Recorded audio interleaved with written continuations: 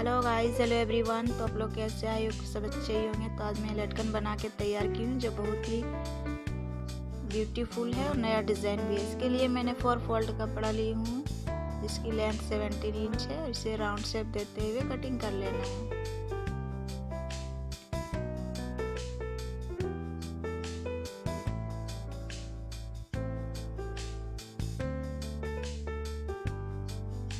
एक और कपड़ा लेना है, कोई भी कलर का अपने अकॉर्डिंग के हिसाब से ले सकते हैं। इसे डबल फोल्ड करके 4x4 का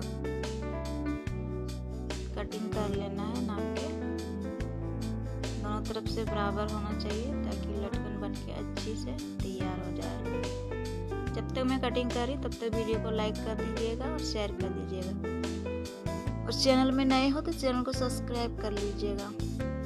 और वीडियो अच्छी लगे तो कमेंट करके ज़रूर बताएं। वीडियो को फुल वॉच करें। Thank you so for watch.